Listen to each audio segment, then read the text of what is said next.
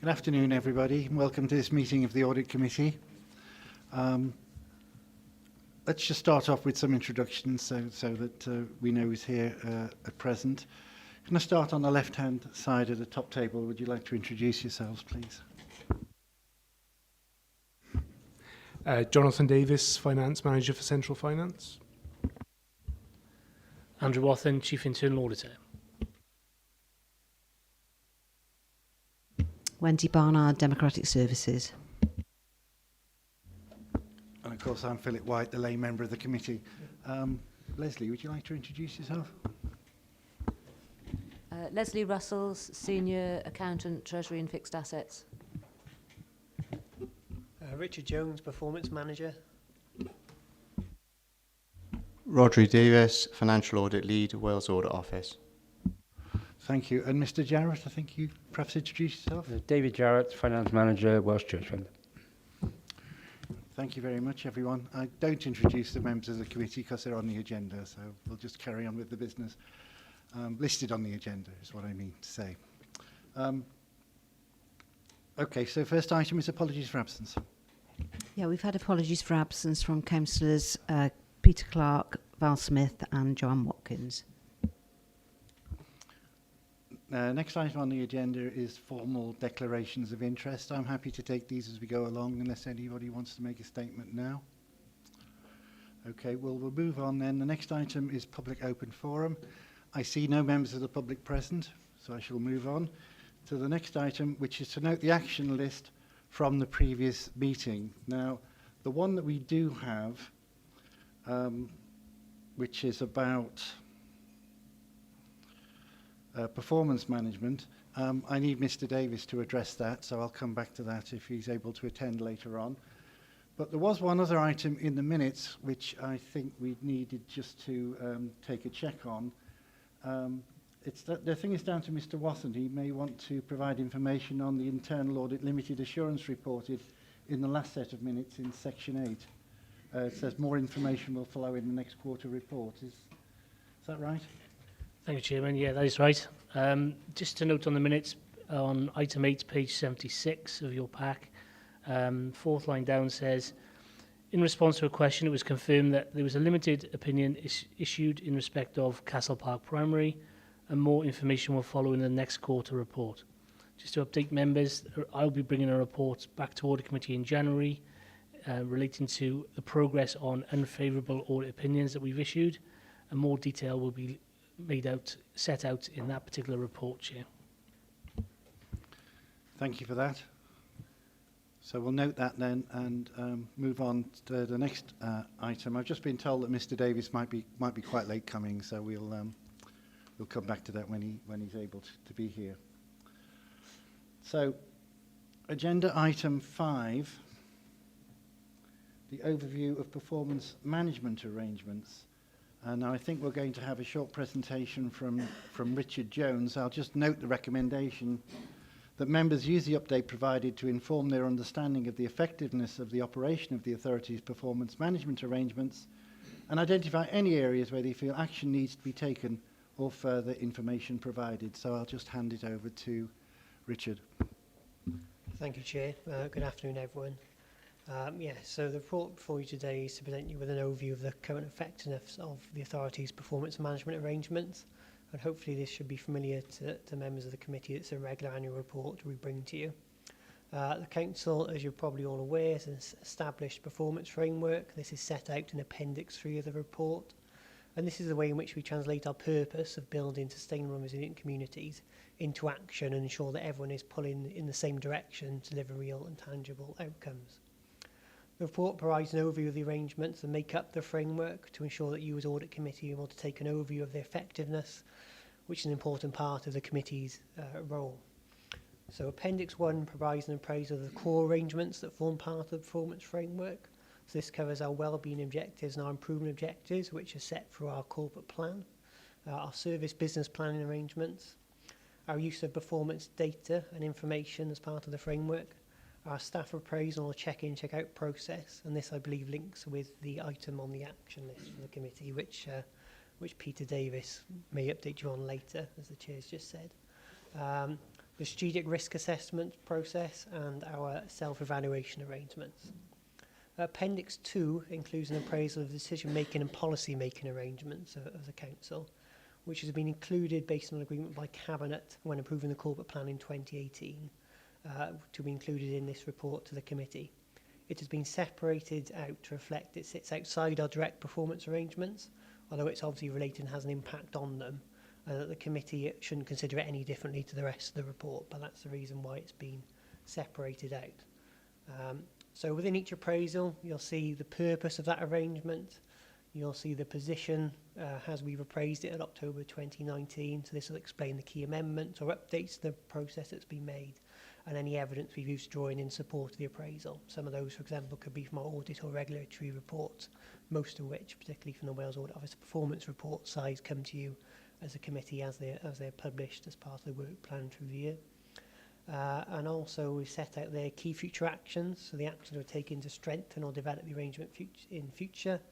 And then we've also included an evaluation score to give an indication of how effective we think the arrangement is at the moment based on the evidence we've included, and that ranges from level 6 excellent through to level 1 unsatisfactory. And you'll see that 2 arrangements have been evaluated as good, and those are wellbeing objectives and improvement objectives, and our performance data information, with the rest of the arrangements being assessed as adequate at this stage, obviously with those actions in place to look at how we strengthen them. So I don't propose to go through the arrangements line by line, but I'm happy to take questions on that. If it'd be helpful, I can give a summary of key points, and happy to take questions in line with the recommendations you set out before I introduced it, Chair. Well, I'll throw it open then to questions and observations from the members of the committee. Yes, Councillor Murphy. Yeah, thank you, Chair. On the last point you made there, Richard, where you pointed out that there's a couple of goods, but most of them are adequate. And yes, I'm aware of a lot of the actions that are being taken to try and lift it. But in terms of the actual categories, they're sort of reasonably wide, each one of them. In your opinion, how much is it likely to take to lift us from adequate to good, say? You know, are we sort of barely adequate or nearly good? You know. Yeah, I think obviously that partly depend on each of the arrangements, but I think what I reflect in the report is that as a team we put in place processes, structures and facilitate and enable services to fulfil these functions, so things like service planning, strategic risk assessments. Part of it is then about how we can support those services to actually implement them effectively. And I think hopefully the report gives you some assurance that we think we've got broadly the arrangements in place, but we recognise and we constantly reflect on through feedback from audit and regulatory colleagues, for example, whether they're robust enough and can we change them. And I think a lot of the effort then goes into actually how we can support people to apply them. So I think probably it's if moving into then when we feel that those are being applied effectively, consistently, and most places they are, it's just that they consistently applied to the level of robustness we'd hope, then we'd probably be lifting ourselves into good in some of those areas. But that will vary depending on the nature of each one. But that gives you a little bit of an understanding about where some of those adequates are. And then it's about applying them probably consistently to take it up to a higher level of scoring. Can I just come back on that, Chair? You pointed out in the report, you went into a section about service improvement plans, and you confessed that that a lot of them are sort of late. I know my cabinet colleagues rely quite heavily on the service improvement plans to keep tabs on our directorates. And you'll also be aware that I'm constantly moaning that they're late. Just wondered if anything had been done recently to remind people that they've got to do them on time. It's obviously a very important point, and I think we welcome the feedback from cabinet members and the chasing up you do to get them completed, because they are an important part of your role.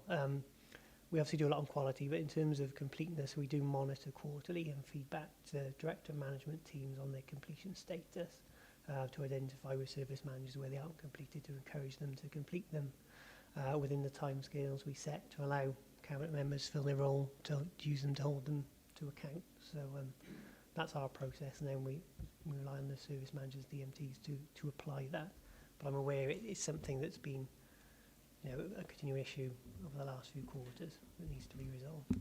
Yeah, keep up the pressure. Councillor Easton. Yeah, thank you, Chair. Thank you, report, Richard. On your evaluation figures, 1 to 6 is the range of scores. 4 is the best you've got, or worst you've got, whichever way to put it. But the evaluation score for your service objectives is only adequate. What are your plans to improve that to maybe 4, 5, or whatever? Yeah, so just to confirm, that's in terms of our service plans scoring. Yeah. So obviously, there's probably 2 things there. One, which is the completion and timeliness, which I've just sort of updated to Councillor Murphy, and the second will be around, I think, quality of those plans.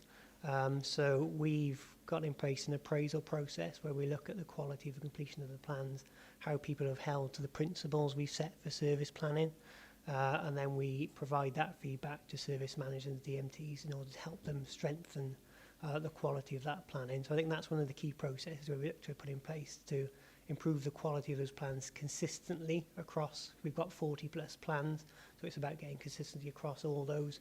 And by all means, the majority are of reasonable standard. It's about how we can then make those even better and just improve that quality across the board. And that appraisal process for us, I guess, is the key action we do to support services in that. But ultimately, then it's about how the services apply that in their arrangements, because we can't write the plans for them. They are their services. They need to take on board those principles and apply them to their areas of speciality in their services. Any more questions or observations on the paper? Thank you for pointing out that the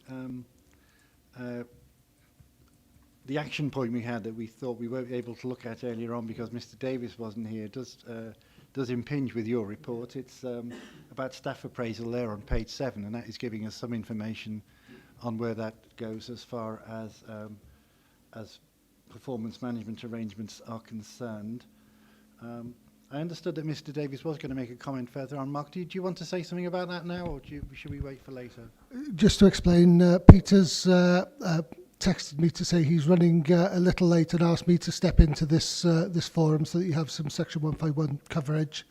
I'm happy to try to answer any specific questions you got on the finance, but I think I may struggle on the HR and people side of it that is part of his portfolio. I'll just ask Mr. Davis then if he's got anything else to add if he gets here. Well, I'll just ask you about one thing on the paper, if that's okay.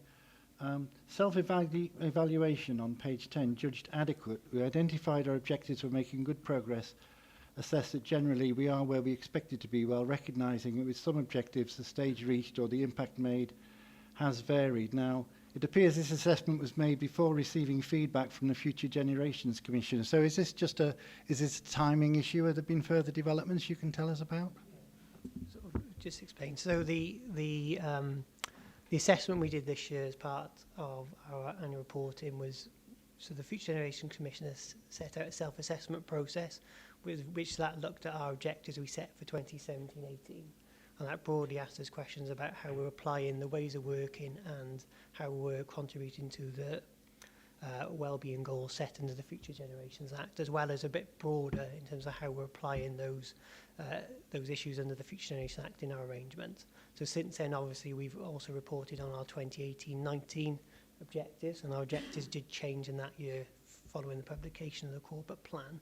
And that's enabled us, due to the timing of the feedback, which is quite helpful, to take account of some of those points where it related to how we can strengthen our self-evaluation arrangements and strengthen in that annual report, which members are probably familiar, came through to Council in September, strengthen how we can demonstrate we're applying the ways of working and wellbeing goals in our arrangements as part of the corporate plan. That being said, I think some of the feedback is still ongoing in how we address some of that. So, for example, some of it was about how we can strengthen the application of the Act within some of our ongoing arrangements such as finance and performance management, and some of that will be about how we incrementally do that as part of the process we've got in place. And also some of the issues we're talking about in our corporate plan are quite complex, and they're quite long term. So some of the arrangements and changes we'll make now may take a little while to come through. So it's one I think we'll continue to keep a track on, and work with our colleagues in the Future Generations Commissioner's Office on, to ensure that we're doing all we can to maximise the application of the ways of working and our contribution to the wellbeing goals under the Future Generations Act. Thank you for that. Are there any other comments or observations from the members of the committee? If not, then we will just note what the recommendation was, that we have used the update to inform our understanding of the effectiveness of the performance management arrangements. And we've had some questions, and some further information has been provided. So thank you very much, and we'll move on. We'll move on to a self-evaluation issue, which is self-evaluation for the Audit Committee. We don't have a paper on this, but we have a statement, I believe, from Mr. Wathen. Thank you, Chairman. A nice link there from self-evaluation to self-assessment. And I'd like to just give a verbal introduction to this agenda item, if I could, Chairman. This is around the Audit Committee itself undertaking a self-assessment exercise to measure how effective you think, as members of the Audit Committee actually is. It's based around good practice, which is encouraged by SIPFA in one of its publications, Practical Guidance for Local Authorities and Police Audit Committees. And the Audit Committee has actually undertaken this before. Back in April 2015, we had a facilitated workshop with our colleagues from the external audit, and we went through a similar exercise. So this is just an update, it's a refresher, and it's based around 7 themes. It's around roles and responsibilities, monitoring and oversight, your relationship and expectations both from internal and external audit, the membership of Audit Committee, is it appropriate, the meetings and skills and training of members. So what I intend to do, Chairman, if members are happy for me to do so, is to issue the questionnaire out to individuals, and for individuals then to complete it and return it to me within a couple of weeks, and there'll be some dead dates on the actual questionnaire. I'll then collate the information, bring it back to Audit Committee, and we can talk through in terms of any areas where you feel we need to improve or where we feel we're strong in terms of effectiveness already. This also strengthens our governance arrangements, which feeds into the annual governance statement then as well. So happy to take any questions, Chair. Do we have any questions for Mr. Wathen? Councillor Murphy. Yeah, thanks, Chair. I'm quite happy to do that. It's no problem. But that was a very good and useful day that we had back in 2015. I just wondered if there was any thoughts on repeating it, because I'm probably the only member of the Audit Committee who was at that. So it, and I think those of us who were on the committee then got a lot out of it. So might be worth doing it again. Probably not within the time scales that you're looking at for this, but. I think that's a fair point, Chairman, and thanks for that. I was just thinking of timeliness really this time round, because it was 4 years since we'd done the previous exercise. It would be useful to get a flavour of how members feel Audit Committee is being run, and I can work with external audit then in terms of either redoing a workshop based on their experience, or whatever members feel is appropriate at that time. We probably need to discuss your results when you've had your feedback from the committee as to what the general feeling is of where the committee is. Yeah, absolutely. View, but, yeah. Anything else for Mr. Wathen at this point? Well, in that case, I'll just say that I'm looking forward to receiving my copy of the questionnaire. I'll move on then to the next item, which is the mid-year Treasury Report 2019-20, which I believe is to be presented by Leslie? Yes? Leslie Russell. Good afternoon. You've got the report, so I wasn't proposing to go into a lot of detail, but I just quickly go through the summary items.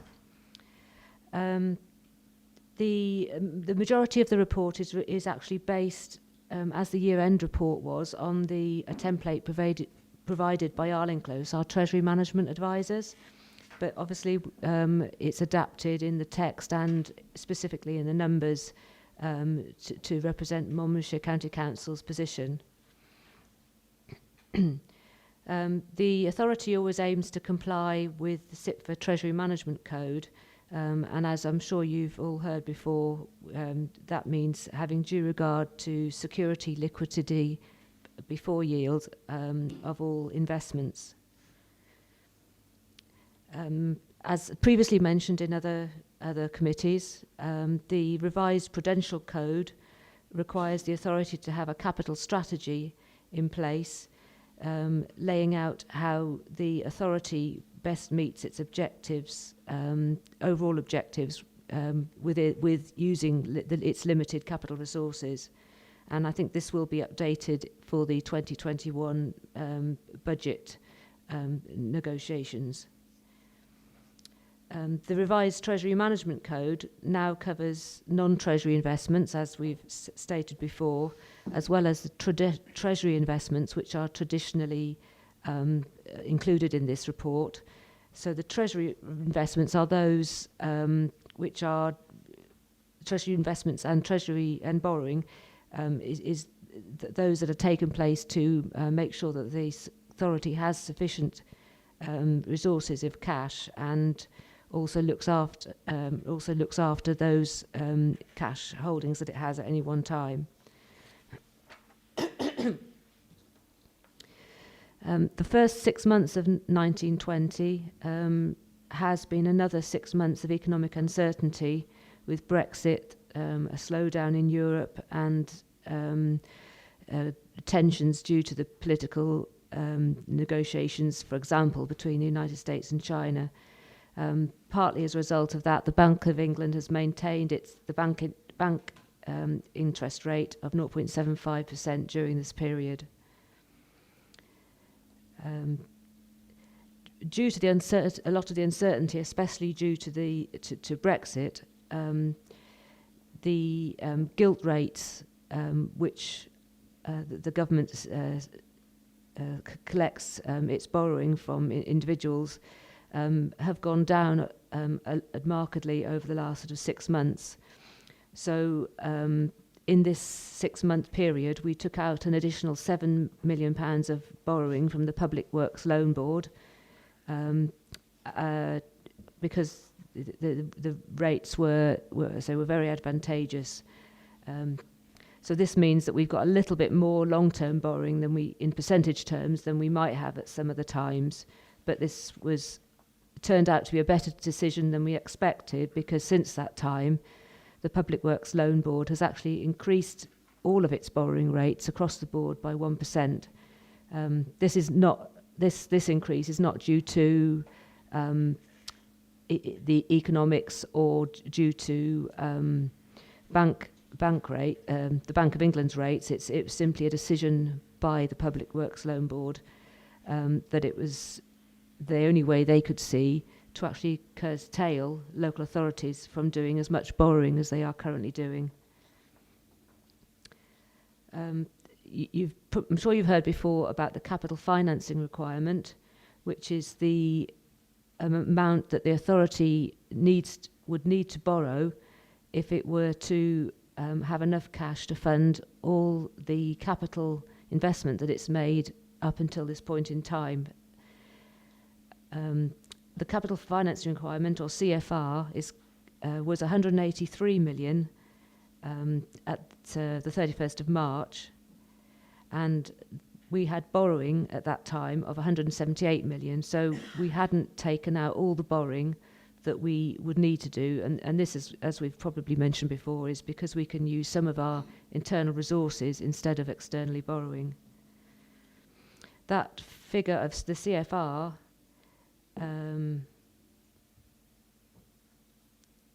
the gross borrowing increased marginally during the 6-month period from March to September, by about 2 million, but this is it's not really a statistically significant movement because we have incomings and outgoings on a daily basis of that sort of size.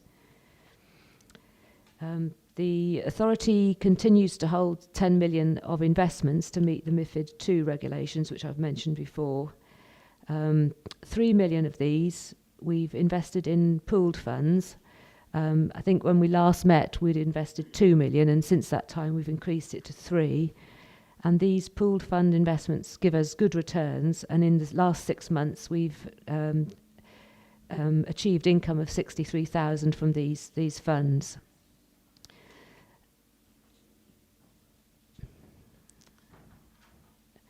In the first 6 months of the year, the revenue position for the Treasury budgets, minimum revenue provision and interest payable and interest receivable, has made a saving against budget of 243,000.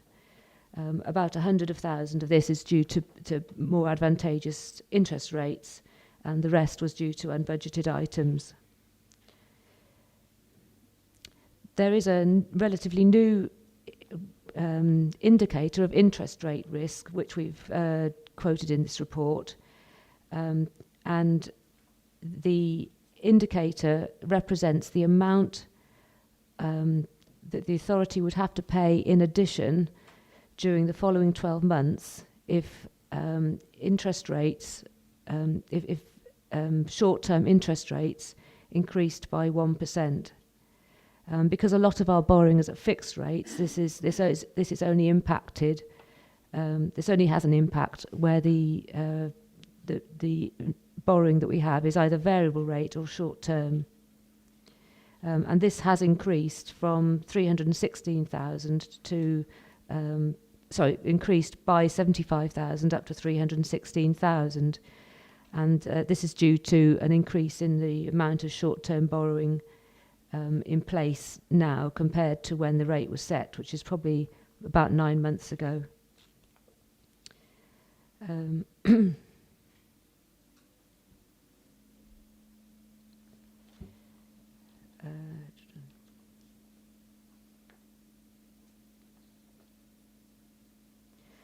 As I mentioned before, the Public Works Loan Board has increased its rates by 1%. This means that any future long-term borrowing that we take up with them will be more expensive. And it is important to note this when any budgetary requirements are put forward. I mean, it's not the same members because budgetary changes aren't put to this committee; they're put to Cabinet and Council. But any projects or schemes which are funded by borrowing will consequently be a little bit more expensive. We currently have about half of our borrowing as long-term and about half as variable rate or short-term. And this balance, as we've probably discussed before, is we use the long-term borrowing to give us stability and the short-term borrowing to give us value for money, because short-term interest rates at the moment are lower. So that is something that we've been working on for the last sort of 3 or 4 years, is to have around about half and half long and short-term borrowing as an authority.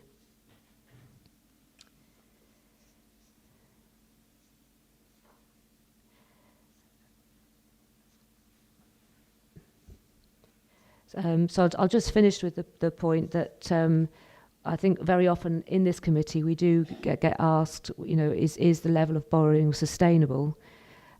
We do build the budgets into the revenue medium-term financial plan for minimum revenue provision and interest cost.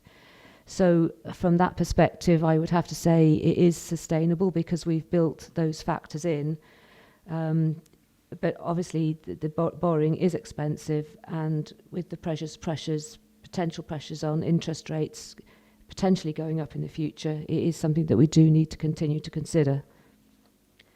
If anyone has any questions, I'd be happy to answer them. I'll just note the recommendations at this point, which I probably should have done earlier. Members review Treasury management activities in the first half of 1920 using a report and discuss with officers any changes to the process that should be considered for incorporation into the 2021 Treasury Management Strategy Statement. So, Councillor Feekins. Thank you, Chair. Thank you, Leslie. Just for a bit of clarity, really, for a couple of points, if I may, Chair, is firstly for loans from the loan board. When we take on those loans for specific products, for specific projects, they're taken on an amortising basis specific for that project, or are we taking on just additional funding into a pot, and then we pay out of that pot?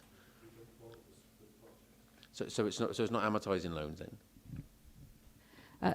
The official line is that we don't, as Councillor Murphy says, is that we don't borrow for specific projects. We borrow to maintain cash levels so that we can just sustain all payments that we're required to make for any particular project. However, with some very large projects having taken place recently, namely the property investment purchases, we do, when we calculate the profitability of those projects, we do take into account the borrowing rates available at that time.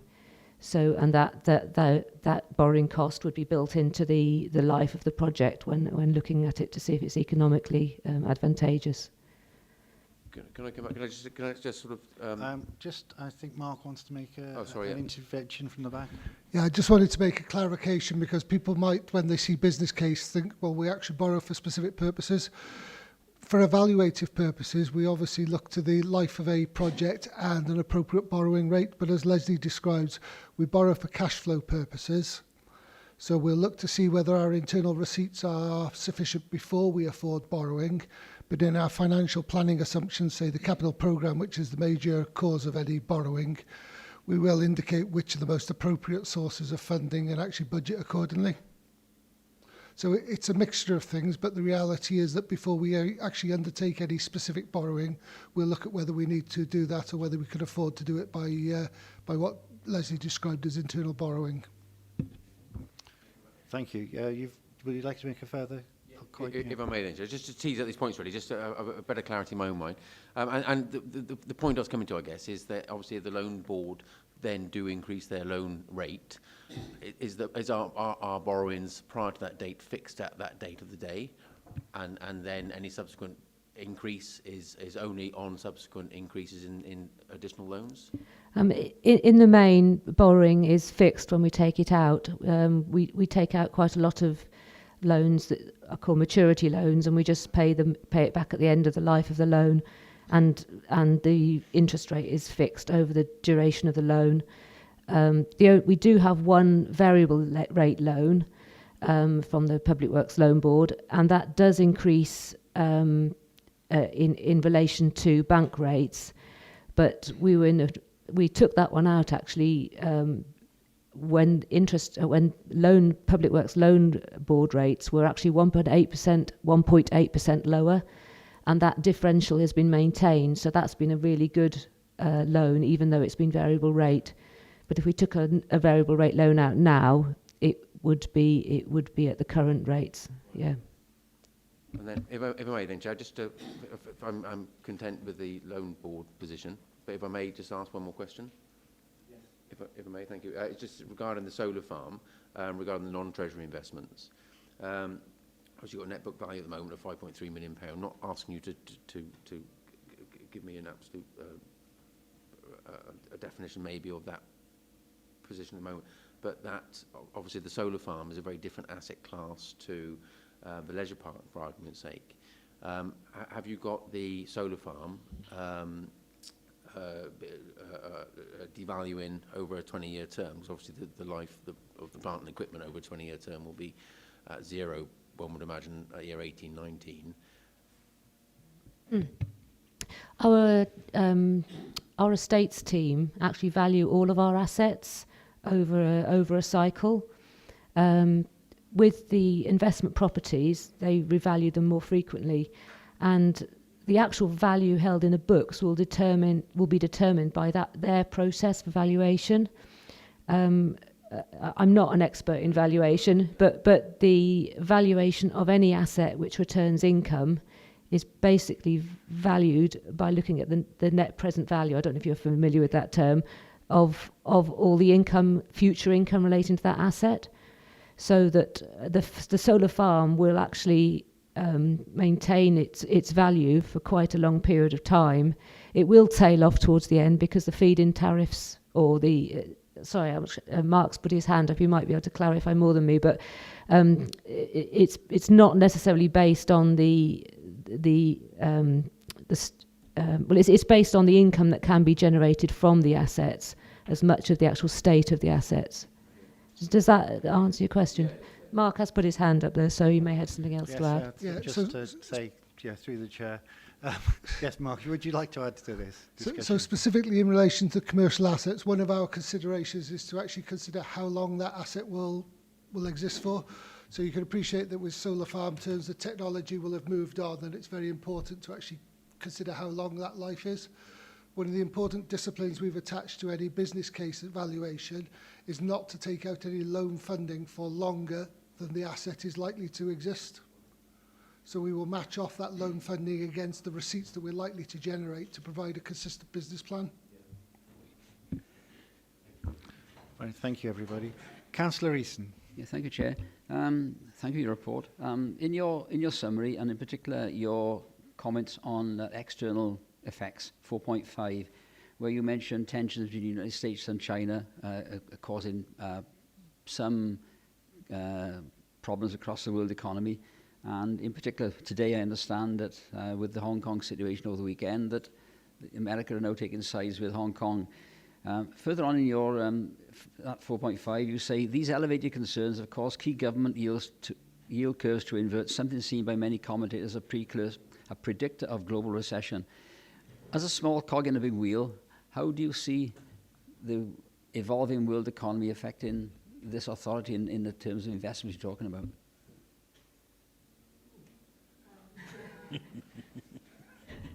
So, did you say in terms of the investments? Your overall economic strategy. I think you're quite right that I'm not a crystal ball gazer. So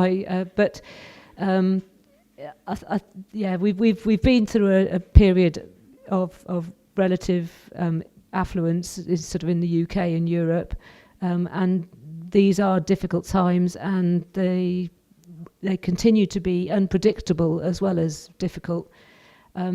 We do get forecasts from our Treasury advisors on the likely movements in interest rates, and that's probably the best thing that we can do is to try and follow their advice, so that for example, if they were indicating that interest rates were going to rise, then it would be a good idea to lock into long-term fixed rate borrowing now.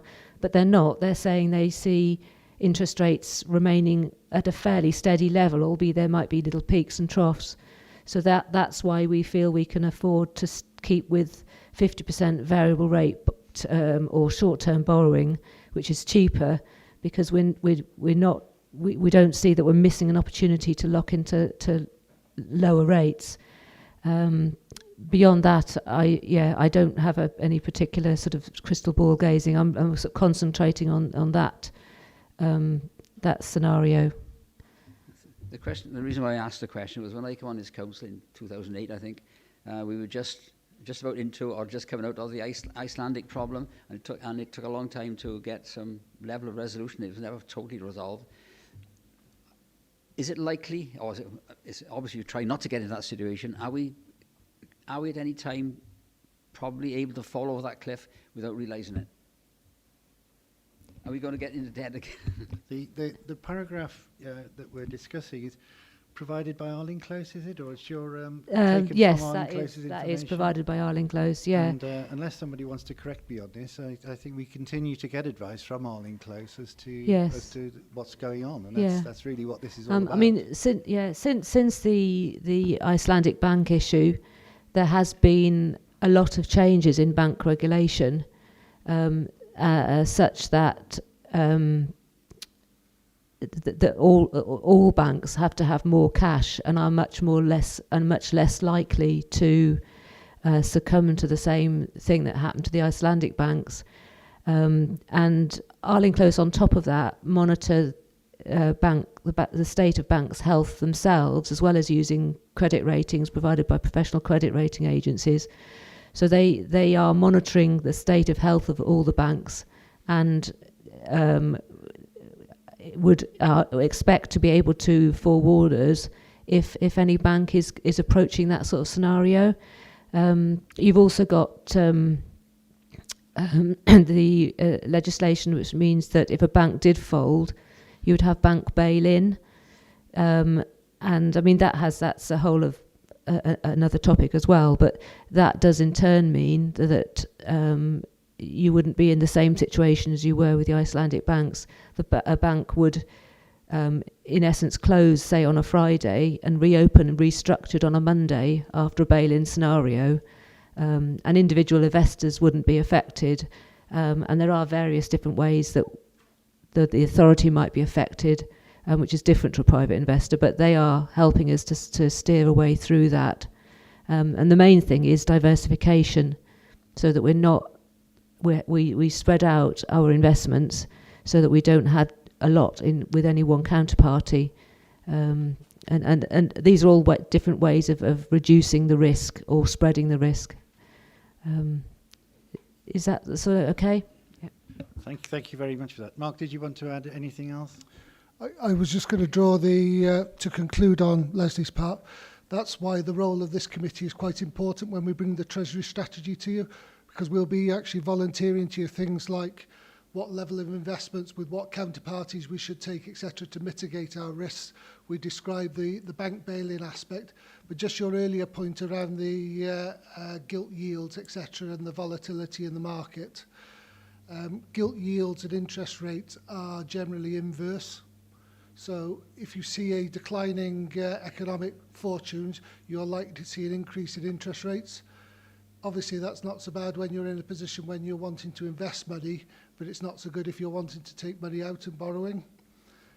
Because of the global markets, these generally are felt in isolated pockets, perhaps Indochina or Pacific Rim, etc., in terms of Hong Kong arrangements. That's why we diversify our portfolio and look to invest in other places.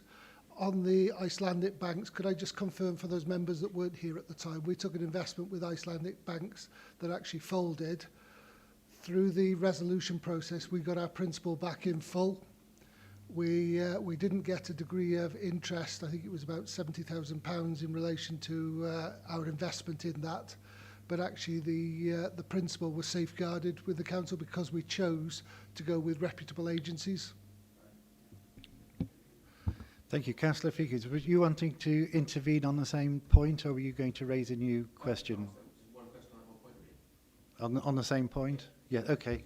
On a similar point. It was just in regard to the investment strategy. Do we specify then that we have to have a AA plus or AAA rating in order to invest into that? And does that follow then that if the UK government was to have a downgrade, would we have to move assets around? The sort of the middle, the key point for investment is with counterparties that are A- or above. But in addition to that, we do follow Arlene Close's guidance because, as I said before, they don't just look at the rates; they look at things like CDS spreads, which is an indicator of risk, and they sort of look at sort of soft data reports and various other things. So they've got a much better handle on the standing of any counterparty than I could possibly do. And they try to forewarn us. What they often do is, instead of actually saying you can't deal with this counterparty, they say you can only deal with them for shorter term. So about a year ago, some of the counterparties we could actually lend to for a year, but now a lot of them have come back to 6 months or 3 months. And that's to do with the uncertainty, because it's fairly easy to say that Barclays is going to be fine for 3 months, but maybe for a year, especially with all the different things going on around the world, yeah. So they keep. So we basically A minus. But if I'll enclose advisors to not use a bank or to use it for a reduced duration, yeah. I mean, we do invest occasionally with other local authorities, and that's obviously quite secure. Councillor Easton, I'm aware your question is still open, but do you have any more to add? Yeah, okay, fine, thank you. Okay, do we have any more questions or observations? Yes, Councillor Murphy. Yeah, just one point, Chair, and I'm pretty certain it is actually answered in the narrative, but on 8.5 you refer to capital losses of 45,000.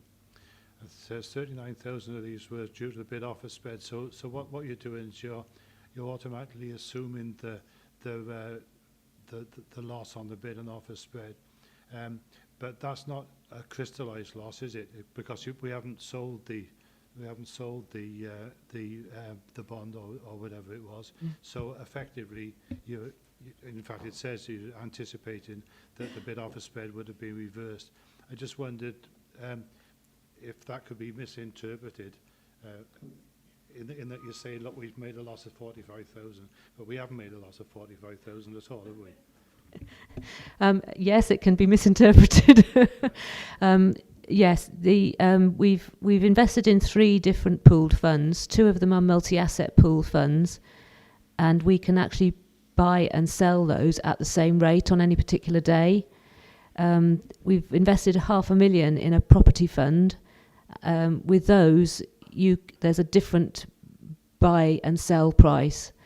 So we knew this when we took it out, and it was part of the calculation as to whether it was a better investment whether it was as good an investment as the multi-asset funds, and we decided that it was, even taking that into account. So it's fairly constant at about 8%. But those, as you're exactly right, they're not crystallised until they're sold. And we've always said with pooled funds that we'd keep them for 3 to 5 years, and we'll probably keep them for longer than that. So we're anticipating by that time, and the income that we've got would offset income and hopefully capital gain as well. But it's the income that we're actually more interested in with these pooled funds. We accept that the capital on all of them may go up or down, but the income is quite steady, and that's the prime reason for investing in these. Thank you. Any more questions or observations? Right, in that case then, I'll just note that we're acting on the recommendations made, as I referred to earlier. And we'll now move on to the next agenda item, number 8. Just says on the agenda, Q2 update in progress, but I believe that this is a progress report from internal audit. Over to Mr. Watson. Thanks, Chairman. That's absolutely right. This is one of the regular reports that I bring forward to Audit Committee. This is the 6-month update, which ends at the end of September 2019-20, and it's twofold. It's in relation to the opinions we've issued as part of our audit work to give you, as members of Audit Committee, assurance on the adequacy of the internal control environment to ensure there's sound financial management across the board, across all service areas. And the second part is about the performance of the team. I think members will be familiar with the format of the report. So if members are happy, I'll just refer to you to the appendix. So Appendix 1 on page 35 of your pack indicates the opinions which we've issued in the first 2 quarters. This is cumulative. We've got 1 substantial and 1 limited. We mentioned at the outset of this meeting, the Castle Park Primary School. And then we have some unqualified work where we've undertaken some audit work on some grant claims. 1 qualified, which means that we had some minor concerns. And over the page, there's a whole list of non-opinion added value audit work. I think I just need to make members aware that the opinions in terms of jobs we've undertaken is not as many as I would have liked at this stage of the year, halfway through the year. We do have a bit of a bottleneck with our final review process at the moment, so we're likely to get a significant number of more audits out in draft with more opinions issued by the end of Q3. So hopefully that will show some improvement when I bring this report back to you for Q3 in the new year. And just on the Castle Park side, Chairman, I have checked since we've started the meeting and we have issued the final report. So if members want me to give a brief update in terms of why we identified it as limited, I'm happy to do so. I'll incorporate that in the questions as when I complete the paper. And then moving on to the performance of the team, that's set out in Appendix 3 of your paper. 2 tables, so you can compare year on year and quarter by quarter. The bottom table relates to 1920, and it's the second column along Q2, which has been highlighted, is what we need to talk about this afternoon. The key indicator is how well we're doing against our completion of our audit plan. We've achieved 27% against a target of 28%. That means we've issued reports in draft and opinions have been issued, or we've undertaken some significant amount of non-opinion work. We've started around over 60% of the audit work already, so we're in a good place to give you a lot of assurance by the end of the year. Our percentage of audits completed within planned time is 70% against a target of 60%. And then getting reports out in a timely manner is quite key. Getting draft reports out within 2 days of completing the work and have gone through a review process. And final reports have taken us a bit longer this period, taking us 23 days, which is significantly above our target. But we've had quite a few contentious discussions with our service managers in trying to finalise some of those reports. That said, the service managers are accepting our recommendations, and 98% of our recommendations are being accepted. And we have, when we get feedback from our service managers, 100% are happy with the way the audit has been delivered and the outcome from that audit. They may not be happy all the time with the opinion, but in terms of the service we provide, they are happy with that. And we're hitting 90% of our chargeable time, which is a good place to be, and involved in 3 special investigations. So happy to take any questions, Chair. Thank you. I'll just note the recommendation that the committee note the audit opinions issued and that the committee note progress made by section towards meeting 1920 operational audit plan and the section's performance indicators at the 6th-month stage of the financial year. But I'll just take the privilege of saying, well, if you wanted to give us some more information about Castle Park, I'm sure the committee would be glad to hear it now. Okay, thank you, Chairman. We've issued the final report to the school, to the head teacher, and we've issued a summary to all governors of the school. So they are aware of the information. The key concerns we had as to why it was a limited audit opinion, there were concerns around general data protection regulations and registration. Risk assessments undertaken for school trips.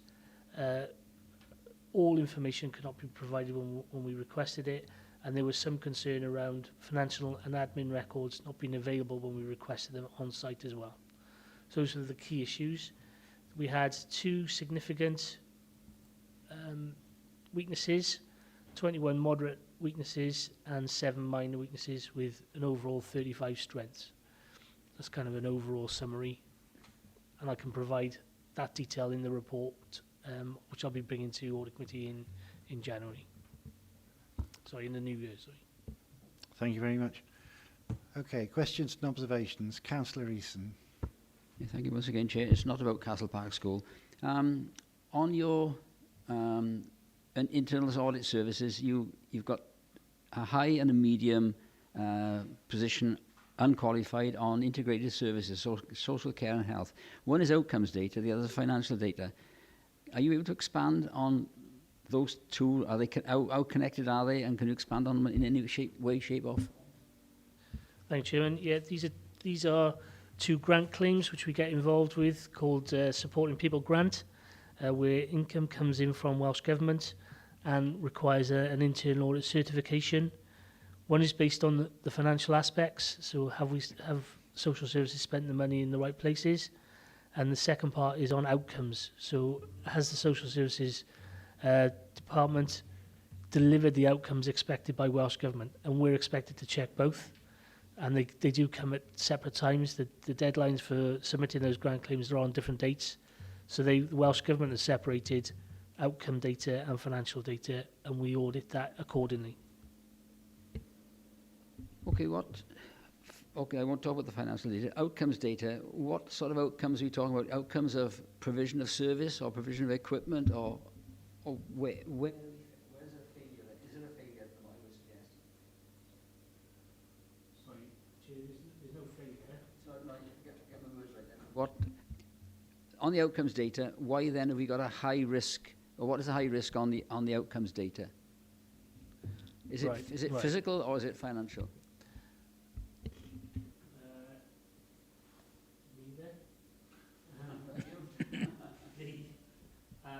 You'll need to turn your microphone on. Sorry, thanks, Chair. Neither. The reason that is a high risk, that's our rating, because in the past we've had difficulty getting that information to enable us to certify that particular claim appropriately.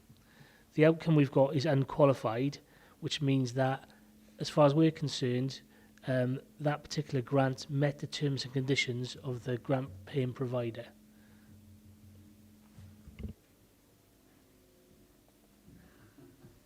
I don't know what to say about that. I think we'll wait for your next. If I could just say what the chair thinks it means is that the risk rating is about the potential danger in a situation. You know, whether there's a high risk. If this goes wrong, it's a serious issue, or there's a high probability of risk. If you then get an unqualified report, that means that they then met all the requirements, so that the risk was completely mitigated.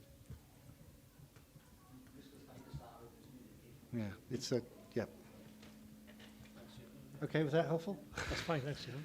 Right, but I'm interested to say that you said it was your assessment. It's not part of the. Is it part of the authority's risk assessment, or when you say it was your assessment, is that because it's your input into that? This is entirely our assessment, Chairman, because these are jobs within our audit plan. We determine whether they are high, medium or low jobs within that audit plan based on our audit knowledge. It doesn't feed into the overall corporate authority's risk assessment. Right, thanks for that. They're still open for questions and observations on the report. Okay, well, if there's nothing further on that, then we'll note that we've acted on the recommendations. Yeah, thank you very much. The next item on the agenda, we have the Monmouthshire County Council Welsh Church Act Fund audited accounts, and also item number 10,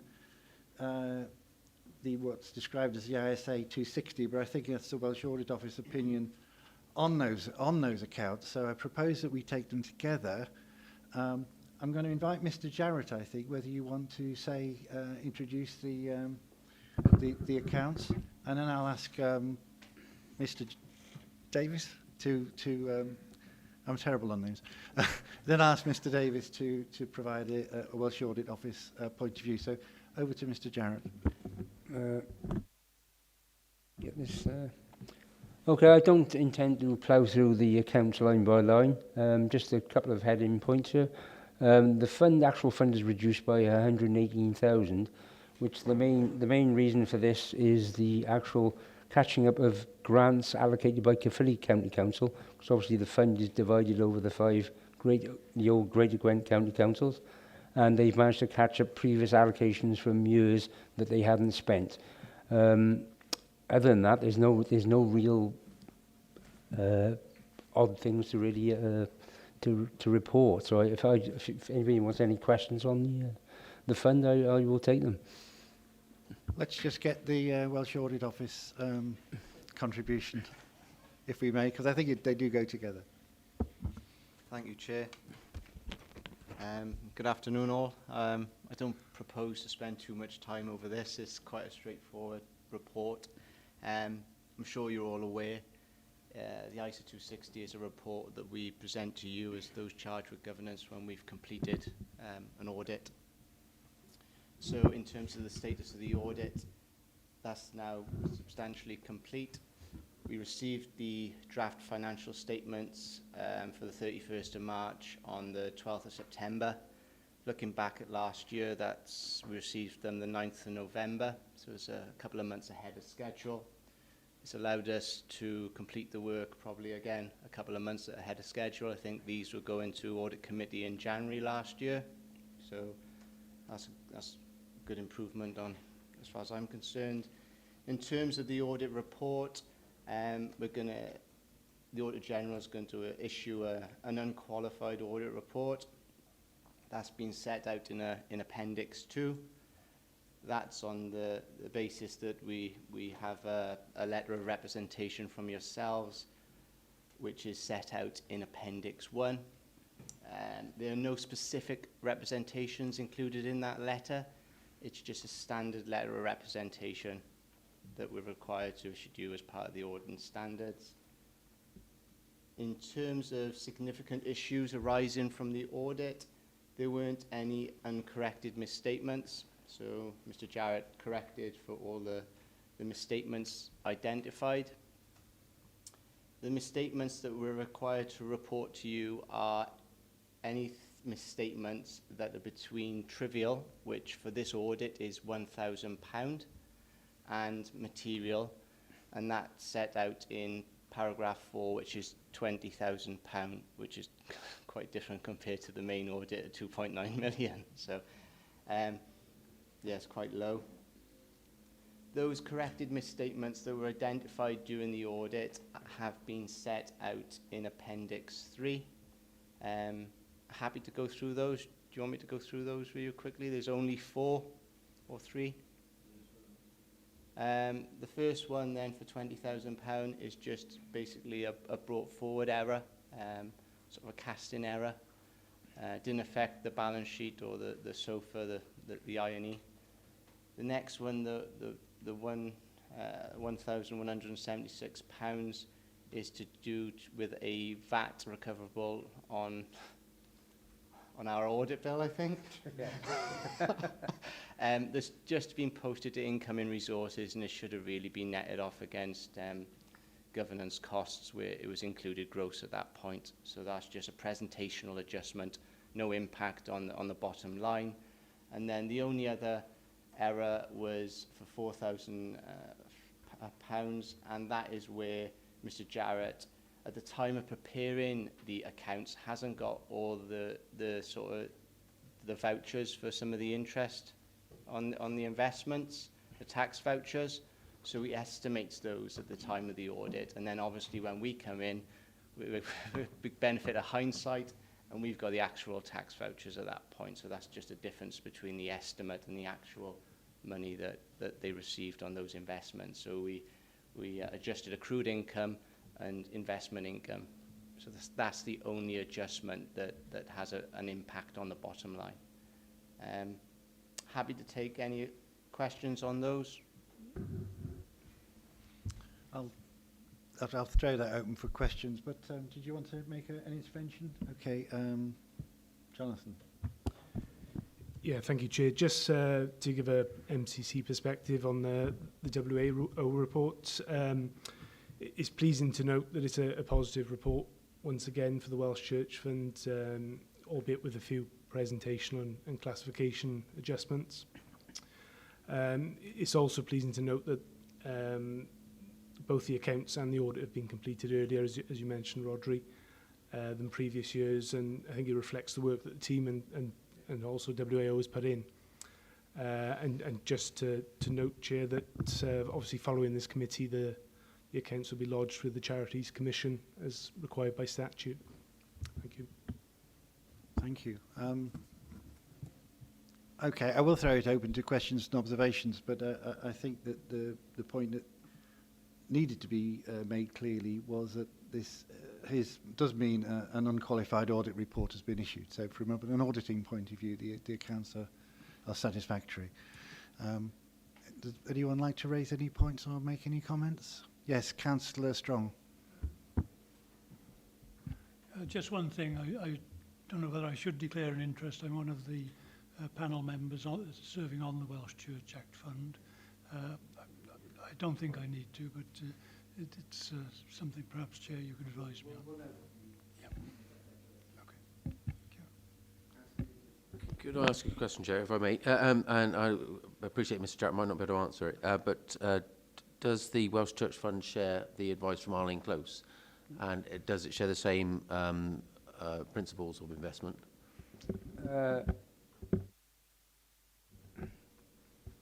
Yes, it does. Council uses exactly the same treasury advisors, Arlene Close. I recall on the previous council that we had quite a long discussion about how we invest the Welsh Church Act and similar funds, and how the council at large invests its funds, and we're following advice from people like Arlene Close. It has changed over the years, but I hope we're taking the latest advice at all times. Any more comments or observations? In that case, I'll just say that the committee has noted and commented on the accounts and on the external audit. The next item on the agenda is the minutes of the previous meeting. Does anybody have any comments or observations on those minutes? Second, please. Second, yes, Councillor Murphy. I'll move on then to item 12, which is just to confirm the date of the next meeting as being the 9th of January 2020. So to close the meeting, I'll just wish you all a happy Christmas.